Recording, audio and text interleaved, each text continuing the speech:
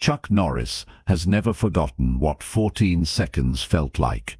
Not the 14 seconds themselves. Those went by too fast to process. It's the 58 years afterward. Every time someone asks about Bruce Lee, every interview, every documentary, every martial arts conversation where Bruce's name comes up. 14 seconds that never stop echoing. Long Beach, California. Long Beach Municipal Auditorium, August 2nd, 1964. Sunday afternoon, 2:30 p.m. The International Karate Championships. 3,000 people packed into an auditorium designed for concerts. The air smells like floor wax, sweat, and the particular tension that comes from hundreds of martial artists gathered in one space. Chuck Norris is 24 years old. He has just won his second consecutive Grand Championship, undefeated in the middleweight division. His karate is textbook, clean, powerful. He trains 6 hours a day. His kicks are fast enough to score before opponents see them coming. Every judge who scores his matches sees it. Every opponent who faces him feels it. Chuck is backstage in the competitor area, still wearing his white gear from the finals. The black belt tied around his waist is worn at the edges. 4 years of training. Not a trophy belt, a working belt. He is surrounded by other competitors. The energy is competitive but respectful. Someone mentions Bruce Lee. Chuck has heard the name. Everyone in the Southern California martial arts community has heard the name. Bruce Lee, the Wing Chun instructor from Oakland who teaches movie stars. The guy who does demonstrations that look more like dancing than fighting, fast hands, flashy techniques, philosophy that sounds good but lacks substance. That's what Chuck has heard. One of the other competitors says Bruce is here at the tournament, invited to do a demonstration. Chuck says what he's thinking, says it clearly, loud enough that the dozen people in the backstage area can hear. I've seen the demonstrations. Looks impressive, but I'm faster. The words hang there, not aggressive, not arrogant, just confident. Chuck has spent 4 years proving he's faster than everyone he faces. His tournament record backs up the claim. Saying he's faster isn't boasting, it's fact. The room gets quiet. Not uncomfortable quiet, just aware quiet. The kind of quiet that happens when someone says something that might get tested.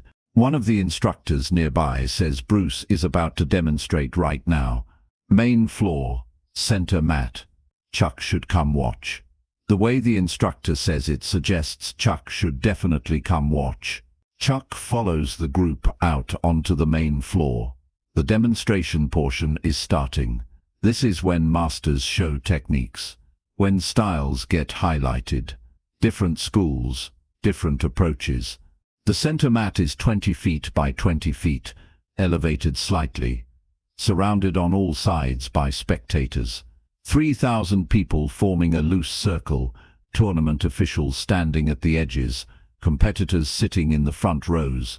Everything visible, no shadows. Bruce Lee steps onto the mat. Chuck sees him for the first time. Small, maybe 135 pounds, 5'7", wearing simple black pants and a black Chinese-style shirt. No gi, no belt, nothing that signals rank or style, but the way he moves onto the mat is different. Relaxed, centered, no wasted motion, every step deliberate. Bruce doesn't speak to the crowd yet, just takes his position in the center. An assistant brings out wooden boards. Bruce gestures for him to move back, then gestures again. Now they're 10 feet apart. Too far for any technique Chuck knows. You can't break boards from 10 feet away. Bruce takes a stance. Not a karate stance. Something else. Weight on his back leg. Front hand extended. Loose. Breathing calm. The auditorium is silent. Bruce moves. His body shifts forward. His hand extends in a straight line. No wind-up, no chamber. Just extension. The sound is a sharp crack. The board breaks. The assistant stumbles backward, not from the impact of Bruce's hand, from the impact of the board breaking. Bruce's hand never touched the board. He stopped 6 inches short. But the board broke anyway. The audience doesn't know what they just saw. Some people start clapping. Some are confused. Chuck thinks it's a trick. That's not possible. You can't break a board without touching it. There must be something he's missing. Bruce speaks for the first time. His voice is clear, carries across the auditorium without shouting. He says martial arts is not about strength, not about size. It's about understanding energy, understanding how force transfers, understanding that the body is not separate pieces. It's one connected system. He asks for a volunteer, someone from the audience, someone who wants to experience what he just demonstrated. Nobody moves. 3,000 martial artists, and nobody volunteers. Volunteering means admitting you don't know something. In a room full of black belts and champions, nobody wants to admit that. Chuck stands up. He doesn't plan to. It just happens. One moment he's sitting with the other competitors. The next moment he's walking toward the center mat. Every eye in the auditorium follows him. Everyone recognizes him. He just won Grand Champion 30 minutes ago. Chuck steps onto the mat. Faces Bruce. The size difference is obvious. Chuck is taller, heavier, more muscular. Bruce looks like someone who teaches philosophy. Bruce extends his hand. Chuck shakes it. The grip is firm but not aggressive. Bruce asks what style Chuck practices. Chuck says Tang Soo Do, Korean karate. Traditional. Bruce nods, says he respects traditional styles. Then asks if Chuck is ready to feel something new. Chuck says yes. Inside, he's confident. He's faster than most people. His reflexes are trained. Whatever Bruce is about to do, Chuck will see it coming. Bruce asks Chuck to stand naturally, not in a fighting stance. Just stand. Breathe normally. Don't anticipate. Don't prepare. Chuck does what he's asked. He's watching Bruce's hands, watching his feet, watching for the telegraph. The wind-up. That's when Chuck will move. Bruce stands 3 feet in front of Chuck, raises his right hand slowly, places his fingertips against Chuck's chest. Just touching. No pressure. Bruce says this technique is called the 1-inch punch.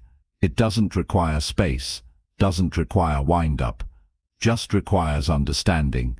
Bruce pulls his hand back 1 inch. 1 inch of space between his fingertips and Chuck's chest. His stance hasn't changed. His body looks completely relaxed. No visible preparation.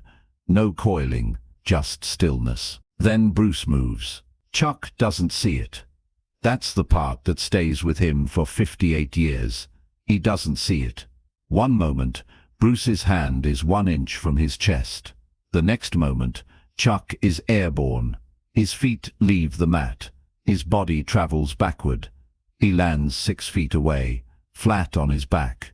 The impact drives the air from his lungs. His chest feels like it was hit with a sledgehammer. The auditorium is silent for 3 seconds. Then it erupts. 3,000 people making noise, gasping, shouting, applauding, trying to process what they just witnessed. Chuck Norris, Grand Champion, undefeated, launched 6 feet backward by a man 70 pounds lighter. Chuck lies on the mat trying to breathe. His lungs won't work properly. The diaphragm is spasming. He's never been on the receiving end. Never felt what it's like when your body just stops cooperating. Bruce kneels beside him. Asks if he's okay. Chuck nods. Can't speak yet. Bruce places his hand on Chuck's abdomen. Applies gentle pressure in a specific spot. The diaphragm releases. Air comes back. Chuck gasps. Bruce helps Chuck to his feet.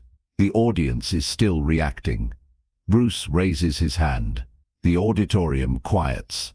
Bruce speaks, says what just happened was not magic, not impossible, just physics, just understanding how the human body works. He says Chuck is an excellent martial artist. His technique is clean, his speed is real, but Chuck trains in a system that prioritizes movement, power generation through motion. Bruce says there's another way, a way that doesn't require space, just requires understanding where to strike, how to transfer energy. He says this isn't better than traditional martial arts, just different. Another tool. Chuck is listening, really listening. His chest still aches, but his mind is completely focused. Everything he thought he knew about speed just got challenged. He's the fastest competitor here, but he didn't see Bruce move, didn't have time to defend. It was over before it started. Bruce thanks Chuck for volunteering, says it takes courage to step onto the mat in front of 3,000 people and admit you want to learn something. The audience applauds. Chuck shakes Bruce's hand again, walks off the mat. After the tournament ends, Chuck finds Bruce, asks if they can talk. Bruce says of course. They sit in a quiet corner. Chuck asks what that was, how it works. Bruce explains, says power doesn't come from distance traveled, comes from speed of impact. When you chamber a punch, you're creating distance to build momentum, but momentum can be generated in other ways. By relaxing completely until the moment of impact, by using the whole body as one unit, by understanding that the target isn't the surface, the target is 6 inches behind the surface. Chuck asks if Bruce would teach him. Bruce says yes, but not today. Chuck should keep training his style, keep competing, but also keep his mind open, be willing to question what he's been taught. When Chuck is ready, Bruce will teach him. They exchange information. Bruce gives Chuck the address of his school in Oakland, says Chuck is welcome anytime. Chuck doesn't visit right away. Takes him 3 months. 3 months of competing, winning, training, but thinking about those 14 seconds, thinking about being launched backward by a man 70 pounds lighter, thinking about not seeing it coming. In November 1964, Chuck drives to Oakland, finds Bruce's school. Bruce sees him, smiles, says he was wondering when Chuck would show up. Chuck trains with Bruce for the next 8 years. Not full-time, but whenever he can, he drives to Oakland, learns, absorbs, changes. Bruce teaches him about economy of motion, about using the opponent's energy, about understanding angles, about being water instead of stone, about adapting instead of forcing. Chuck's tournament style changes, gets cleaner, more efficient. He's still fast, but now his speed is different. Not just quick, smart, precise. He wins more, but the way he wins changes. Years later, when Chuck becomes a movie star, people ask about Bruce Lee, ask about their friendship. Chuck always tells the truth, says Bruce changed his understanding of martial arts, changed his understanding of what speed actually means. But he doesn't always tell the full story, doesn't always mention the tournament, the 1-inch punch, being launched backward in front of 3,000 people. In interviews 50 years later, Chuck finally talks about it, says that moment at Long Beach was the most important moment in his martial arts journey, not because Bruce embarrassed him, because Bruce showed him something impossible, and then explained why it wasn't impossible, and then offered to teach him. Chuck says the 14 seconds weren't the important part. The important part was the 58 years after. 58 years of understanding that being faster isn't about moving quicker, it's about moving smarter. 58 years of knowing that the moment you think you're the best is the moment you stop learning. 3,000 people witnessed Chuck Norris volunteer, saw him get launched backward, saw him shake Bruce's hand, saw the beginning of something that would last a lifetime.